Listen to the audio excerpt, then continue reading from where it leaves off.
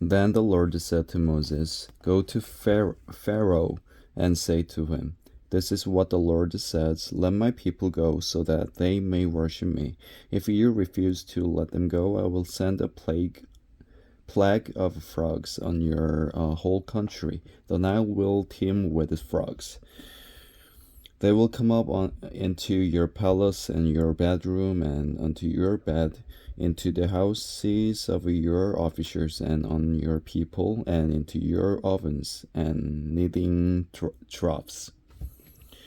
The frogs will come up on you and your people and all your officers." Then the Lord said to Moses, "Tell Aaron, stretch out your hand with your staff over the streams and canals and ponds, and make frogs come up on the land of Egypt."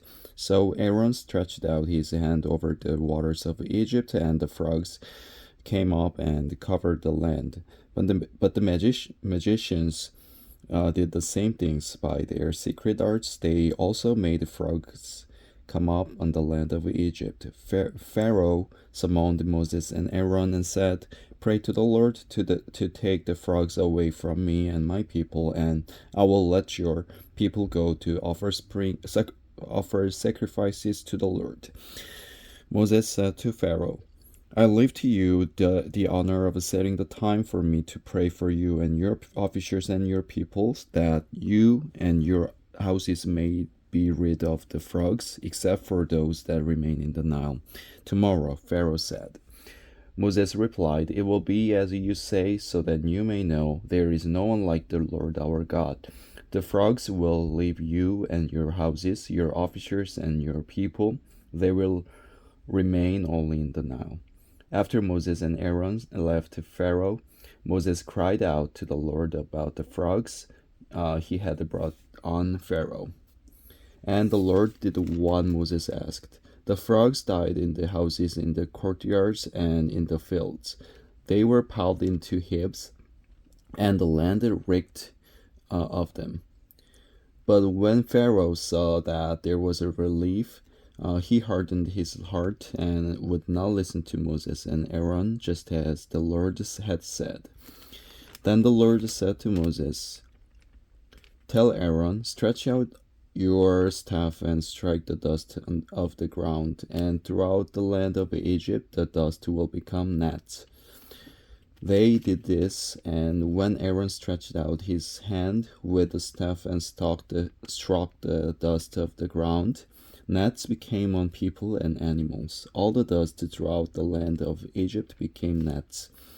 But when the magicians tried to produce gnats by their secret arts, they could not.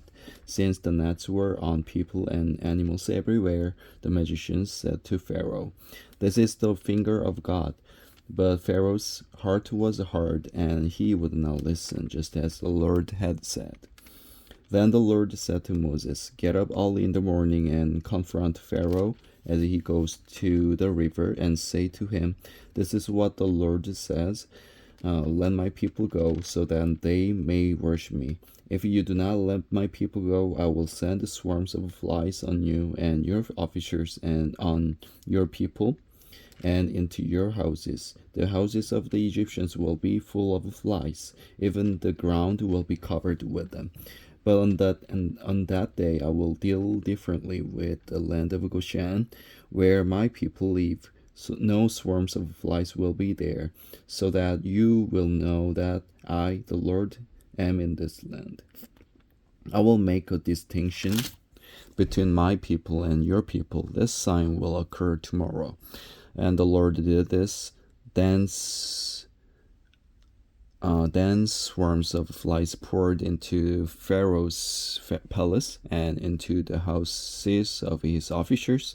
Throughout Egypt, the land was ruined by flies. Then Pharaoh summoned Moses and Aaron and said, "Go sacrifice to your God here in the land." But Moses said, "That would not be right. The sacrifices we offer the Lord our God would be detestable to the Egyptians.